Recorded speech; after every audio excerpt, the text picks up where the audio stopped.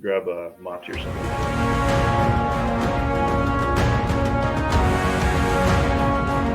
There's background music there.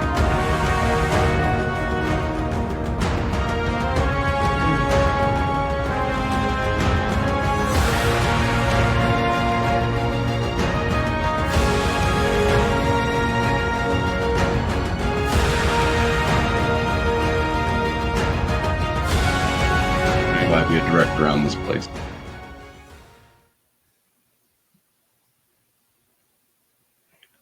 Good afternoon, and thank you for joining us today. My name is Nathan Rolfe, and I'm the president of the Association of U.S. Cyber Forces and your host for this segment.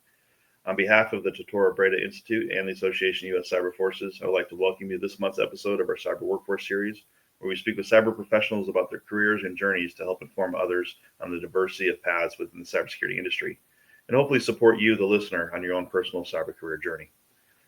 Before we meet this month's guests, I'd like to share a little bit about the two organizations that make this series possible, the Tortora Brayda Institute and the Association of U.S. Cyber Forces. The Tortora Brayda Institute was created to promote collaboration across public and private sectors with a focus on business, culture, and diversity. Tortora Brayda looks to reshape and develop collaboration and partnering practices with a view to improving and securing business and economies. A core concept of the Institute is their think tank for partnerships in AI and cybersecurity. The think tank has allowed Tortora Brayda to bring together experts and leaders from the public and private sectors and academia around the world to reshape and develop collaboration and partnering practices while embracing the most critical technology growth. If you are not currently a member of the Institute, we invite you to visit their website at www.tortorabrayda.org to learn more and see how you can participate.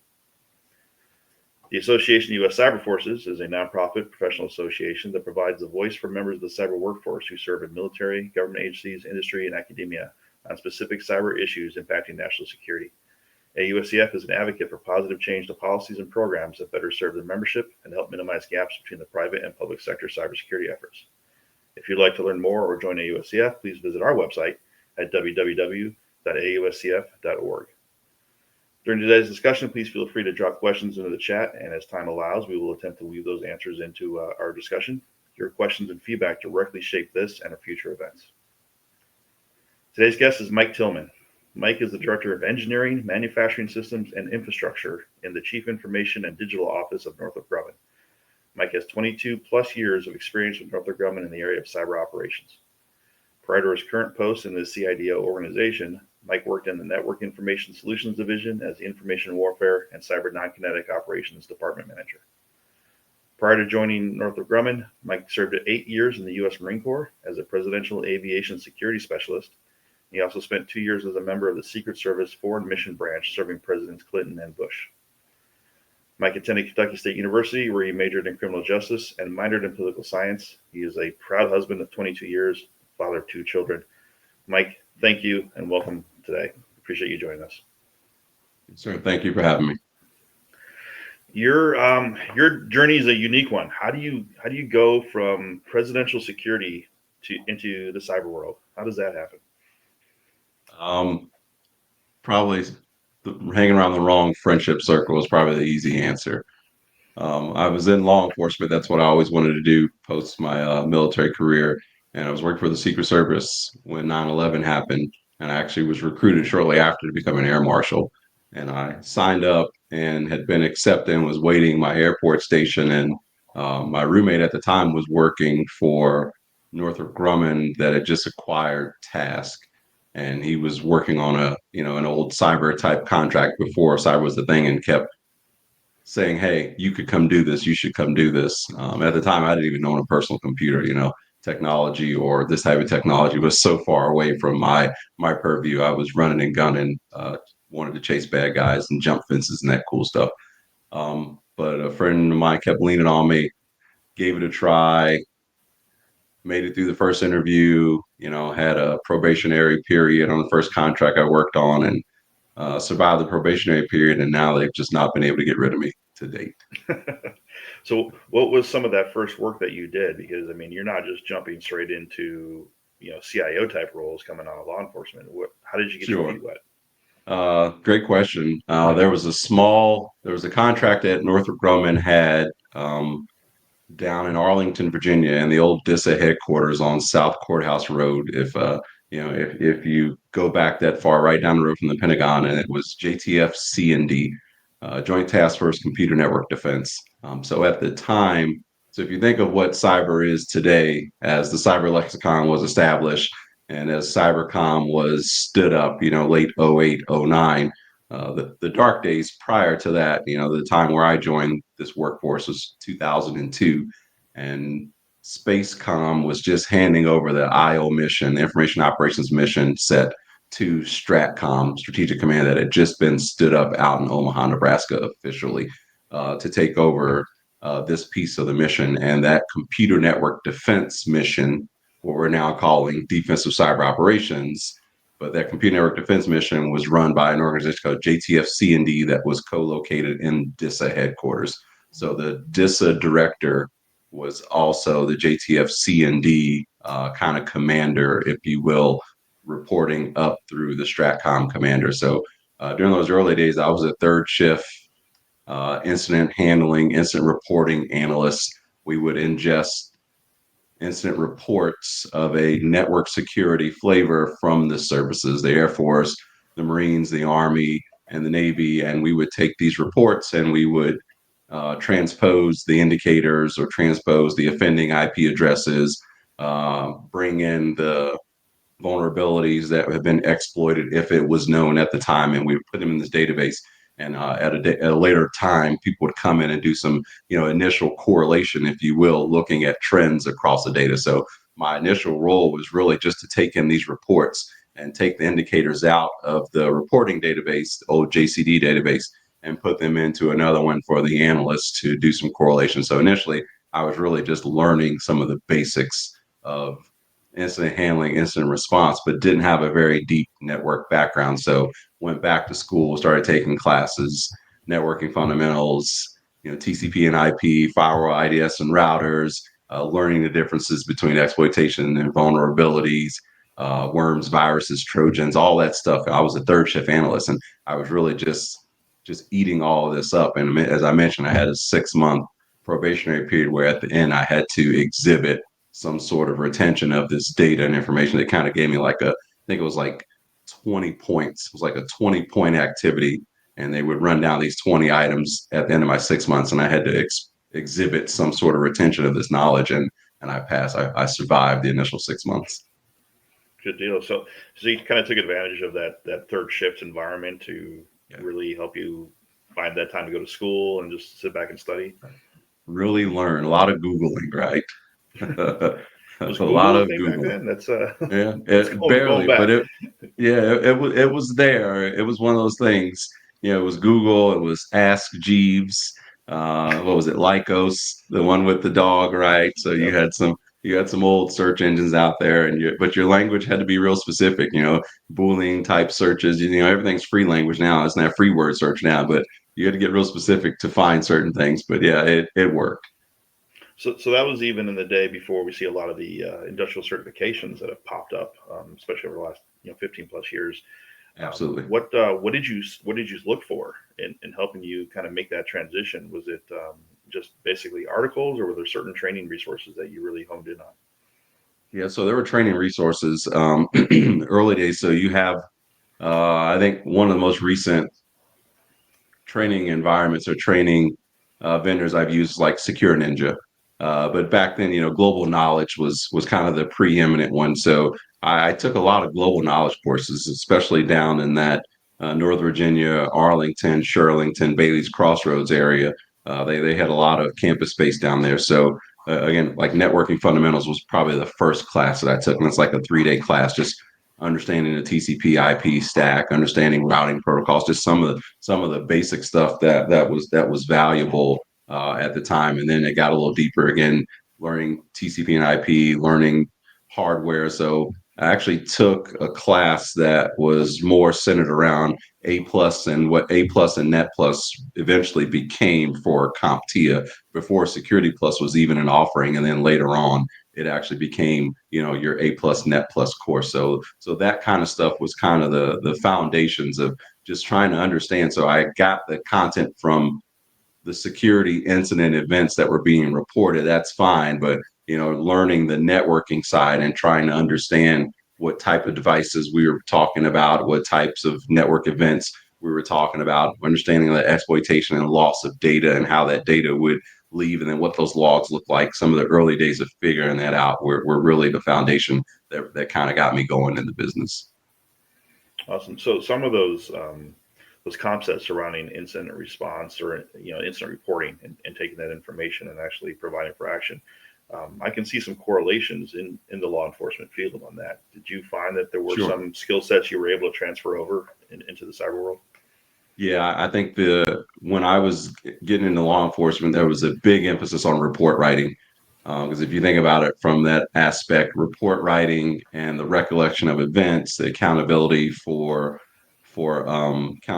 evidence, and what they used to emphasize at the Federal Law Enforcement Training Center was articulation. You have to be able to articulate, the incident or the crime that you are trying to uphold. So some of that attention to detail, if you will, really came in handy. I also had, a military background, and we were working at a joint location. All services were a part of this. So, again, having that military background, understanding the COCOM concept, understanding TACON and OPCON, understanding some of the basic things made it a little easier to adjust.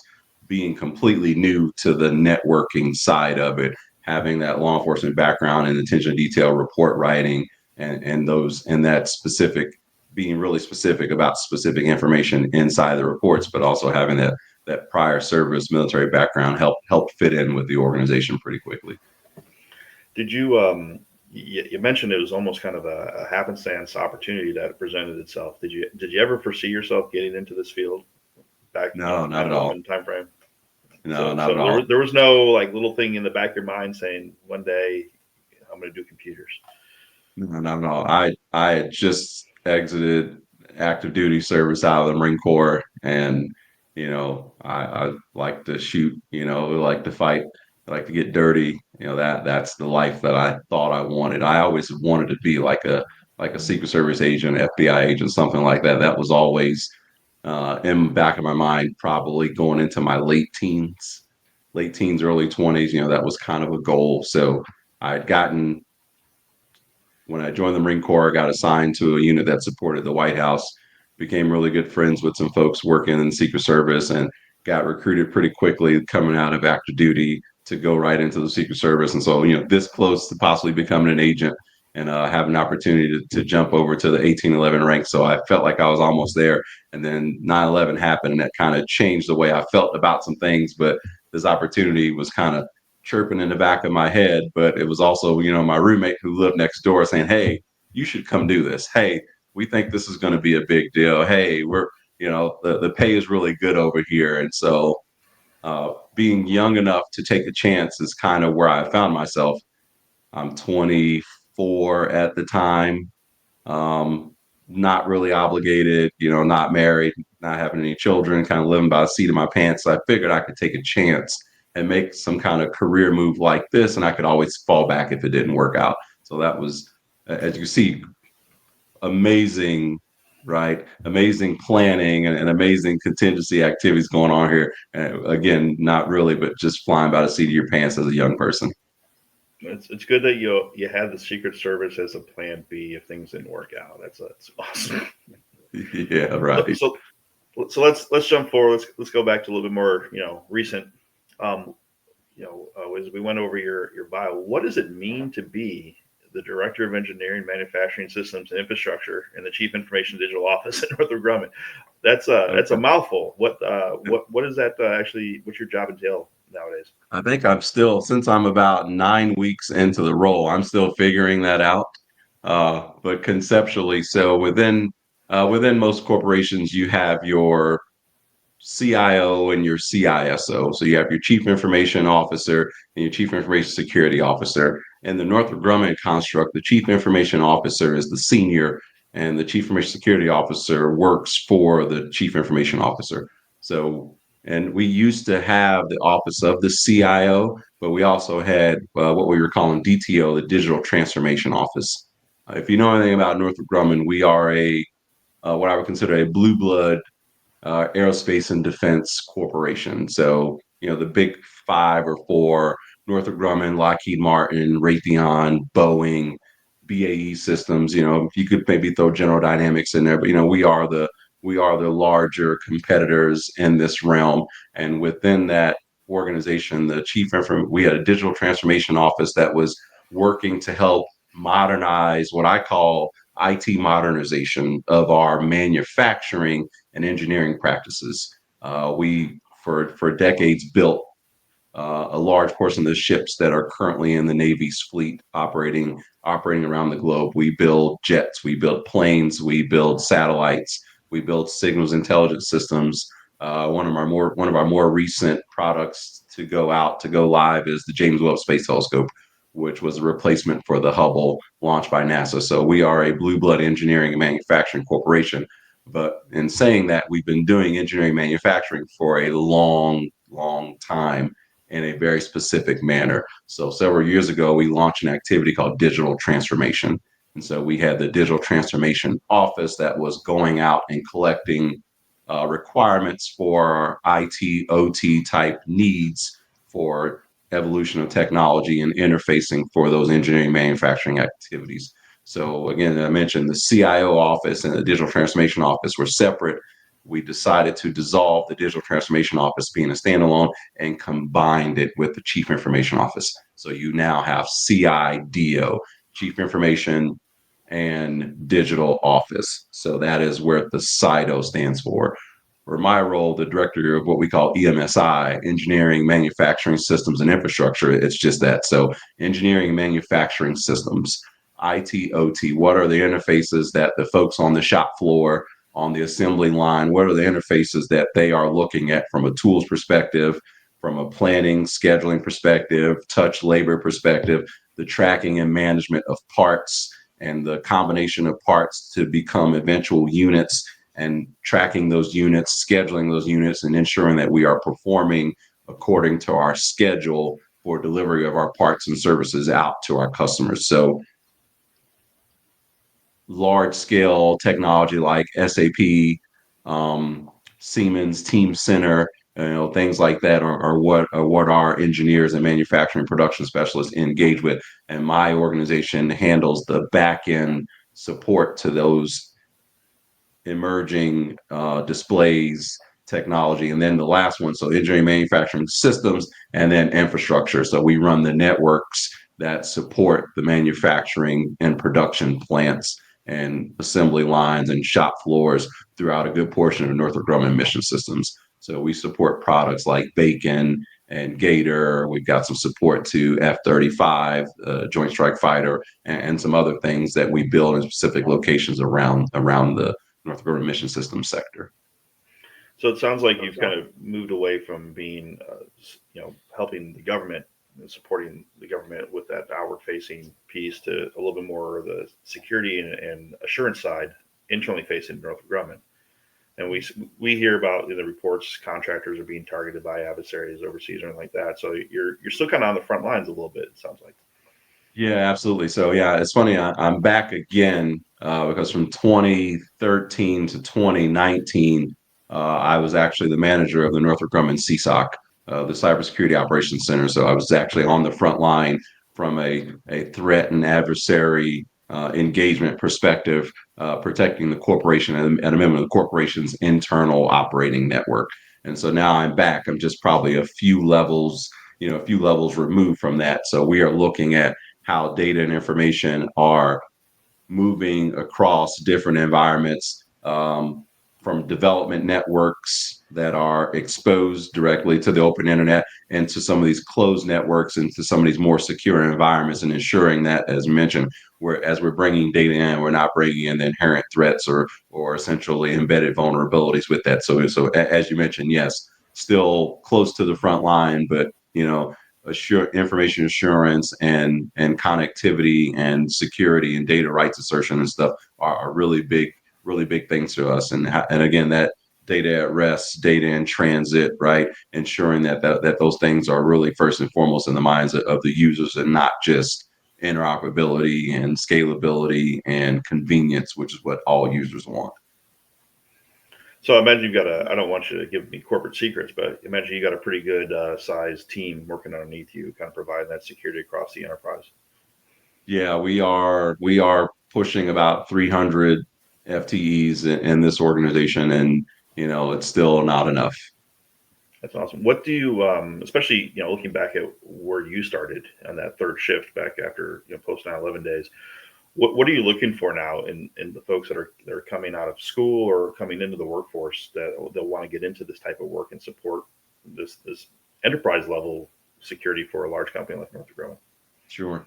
Great question. I currently mentor probably around 20 to 25 folks on a revolving basis, and we have these conversations very regularly. Some of the folks are existing cyber professionals. Some of the folks are maybe in a career field attached or adjacent trying to get into cyber, and some folks are in high school or even in college looking for internship opportunities. And we talk about, hey, how do I get into the field? So what we're looking for, what's needed is at a minimum is something I've said for a long time is this is a data driven field.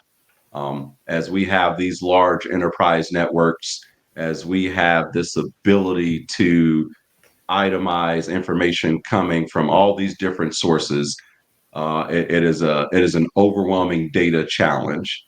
So you have to be data friendly. You have to have what we used to say in the CSOC is that natural curiosity for data. You have to be comfortable managing large scale data, mining through data, and the ability to be comfortable with not having all the answers, but being willing to tie together multiple sets of information. There are times where you're going to have your normal sources. You may have your threat indicator publications or subscriptions. You may have your info sharing indicators, known indicators of compromise that are coming from your industry partners. But you have to recognize that that's not enough. So how do we fine tune our skills? How do we fine tune this career field and the talent in order to find the unknown, right? How do you find the stuff that's not popping up on your predisposed or your pre-configured dashboard? How do we find that extra stuff? So as I'm talking to the young talent, I tell them, hey, it's not enough to just go to school and complete the curriculum and think you're just going to jump in here and be a superstar. You really have to learn to love this and live this, and you really need to go in and create some VMs and download some trial tools and really start to get your hands dirty and go back to school and have these discussions with the leadership at your school level, your professors, and really try to find ways to challenge yourself and not just do the bare minimum of what your degree required curriculum says you should be doing. So that's the advice I give young people. Even if you're volunteering somewhere, go to a local tax office that needs some help, some sysadmin help, during tax season, and get your hands dirty, break, fix, troubleshoot, get into the mix of things. And that really will help you go a long way, because there are a lot of young people that are just going to school and they're coming out of school thinking, okay, I'm ready to take on the world. And unfortunately, it's just not enough. That's actually great advice. We've never heard anybody on here mention that concept of volunteering, even to support businesses, which is a great Absolutely. opportunity to get some of the hands on because of the wide range of skills and knowledge that you need to have. You're not going to get it all in one place. Are there any other, I guess, more tangible things like specific certifications or, coursework and things that you would recommend someone that wants to stand out from their peers should pursue in this environment? The coursework is hard because that all depends on where they're going to school. I used to sponsor a scholarship program that Northrop Grumman used to run, providing scholarships to community college students. And the reason why I helped set this up was we were looking, and you can still see that, at least I know 7 years ago, less than half of the universities, second level education institutions in the United States were even offering cyber as a potential major. Less than half. And I don't know how much that number's changed, but I doubt it's changed very much, because what we've been doing in the cyber realm is we've been augmenting staff with young people that are math majors, information assurance majors, computer science, computer engineering, maybe even some electrical engineering folks, because these are high level skill sets that translate over into what we need for the ranks of cyber. We're still not filling the ranks with enough cybersecurity type folks, because there's just not a lot of schools out there that are not within these centers of excellence. You and I live here in the DC, Maryland, Virginia area. You can't throw a rock without hitting a school in this area that offers cyber as a major.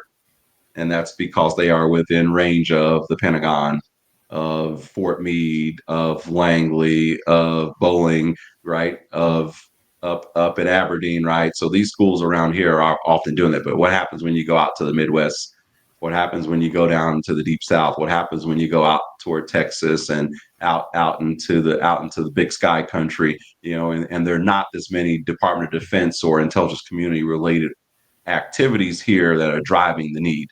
Those schools aren't necessarily focusing in cyber. You're probably going to find computer science, maybe computer engineering, maybe even some information systems management. So I don't often push too hard for young people. I don't really get involved with the curriculum side of it because it's difficult and it's bound by where they're going to school. But from a certification perspective, from entry level folks, I always say, go ahead and do the foundations, A plus, Net plus, Security plus. If you don't see yourself getting involved with a help desk type function or wanting to be a tech support kind of guy that goes into a space and starts putting hands on hardware, you can skip the A plus. But I would say most definitely the Net plus, Security plus. And it's interesting having this piece of the conversation, Nathan, is I find a lot of folks who've done Security plus, and that's great, but they've not done Network plus. And in my mind, it's backwards, because Security plus is just the application of security protocol to what? To a network.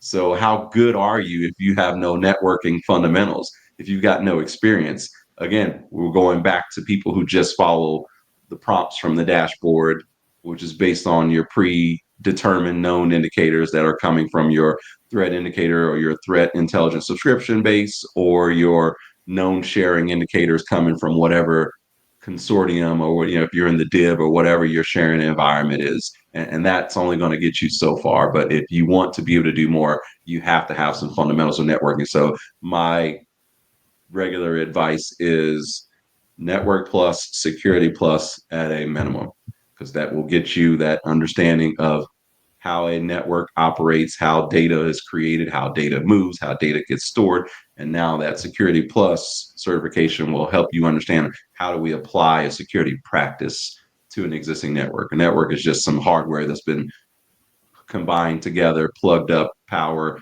and given some signal, and now you're able to create and move data. But now we need to figure out, how do we secure it, right? How do we identify the difference between malfunctions and true assertion of malware and such like that? So Network plus, Security plus, and then you can move on and get a little more. You got your CASB, you got your CASP, you got your what was it? There was a certification that SANS used to offer. It was more specific for incident handling and incident response. GIAC, was it GIAC? GIAC is usually their big. Yeah. So those, if you want to get, those, if you want to get a little deeper, you're talking about hunt forward operations and stuff. You definitely have to go down that route. But Net plus, Security plus would be a great foundation. And you see a lot of folks, a lot of young people that are in this area are starting to come out of school with one or both of those certifications, because again, they live in this area where it's being heavily influenced by corporations like mine, or organizations like what's going on some of the base activities. You mentioned that you help support a scholarship program within Northrop Grumman to support folks in community colleges and those coming up. I know Northrop Grumman's a huge supporter of the Cyber Patriot program as well. This isn't an advertisement for your company, but are there is this something that you would encourage folks trying to break in to actually really look out there in industry and say, what else are major organizations, major corporations like yours offering to help facilitate that transition into this workforce? Or is Northrop Grumman just kind of leading the way? I think so. I mean, of course, I'm going to say we're just kind of leading the way, because I'm Homer and we are the best, like DJ Khaled, right? But yeah, Cyber Patriot is a great activity. It's interesting. A lot of folks still don't know. You got CCDC, right? That's still out there and has actually gone international, the Collegiate Cyber Defense Competition, which is a big one. But again, that goes back to a school by school preference, because why would you sponsor a CCDC team if you don't even offer cyber as a major at your school? The answer is you probably would not. But yeah, Cyber Patriot is a great way for young folks to get involved. And I think misnomer with Cyber Patriot is you have to be one of those guys or girls, and the answer is, well, I'm sure in practice it's probably different wherever you go, but the answer really is you shouldn't have to be. If you're interested, you should be able to join, even if you have nominal skills. It should be an opportunity to help develop some of the skills that you possibly are interested in. Every track team at the high school level has somebody that probably isn't that fast and probably not going to win any races, but hopefully by the end of the track season, they're a little faster than they were when they first showed up, right? Mike's opinion, the Cyber Patriot activity should be similar.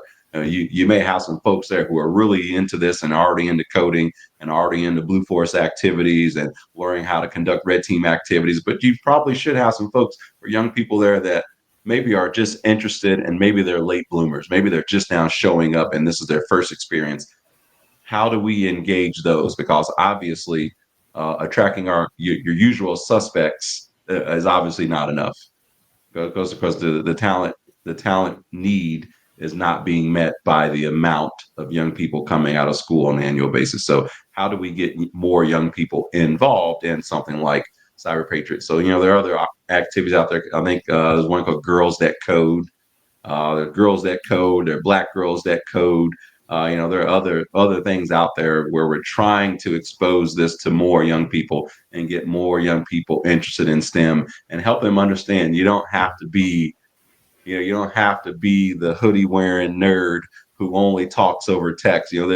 This career field is so much more than that. And I would think that someone like me in my career path has shown that you don't necessarily have to be someone who's living and breathing inside the command shell, right? In order to be able to do this. All right. That's awesome. And hearing just that there's a lot of opportunities out there for folks to get into the workforce, starting young, or, if it's a second career path is great. I'll plug two more organizations. There's an organization local called Baltimore Cyber. That's a good one. And NPower, the capital N and then the word power, specifically NPower. NPower is an amazing program. It is a workforce development program that focuses on underserved communities and veterans. So they specifically target underserved communities, minorities, and women and veterans, and helps them develop skills and abilities through a period of time coursework. It's almost like going back to school, almost like if you looked at your old trade school kind of concept, where like Job Corps, if you will, where folks would go off the Job Corps and they'd come back and they'd be HVAC certified. Well, NPower does a similar concept, but it's for cyber and IT type skills. So you apply, you get into their classwork, get into their classes, and you get to go through curriculum that is really driving you to exit on the other side being employable. And they also have a lot of partnerships, so young people get internship opportunities or like early career or openings, kind of like Northrop Grumman participates in Skill Bridge.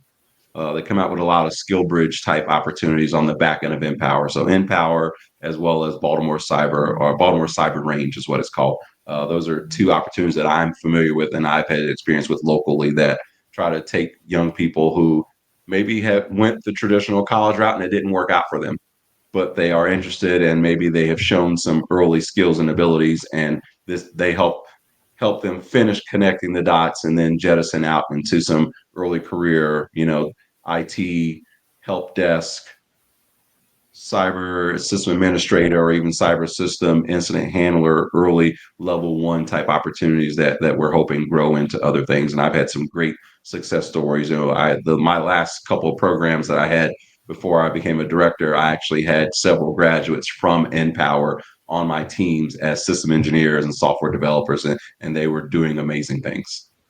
That's great. Mike, I hate to do this. We are actually well over time. These sessions are, it's a lot of information. I appreciate everything that you shared with us about different opportunities, especially for folks looking to transition in this workforce. Absolutely. And just thank you very much for your time today. I'd like to go ahead and share your LinkedIn profile with our viewers in case anyone would like to reach out to you. You already mentioned that you do a lot of mentoring within the company. Maybe some folks may have some other questions, follow up on some of these programs that you mentioned. and 100%. reach out and expand their network, because you are definitely knowledgeable in the field, a leader in the field, and what we got going on. So I really appreciate your time today. Thank you, Nathan. Always a pleasure, my friend. All right. So for those watching and listening on the call today, I want to thank you as well for your time. Today's discussion, as always, will be posted on and available on both the Tortora Brayda and the AUSCF websites.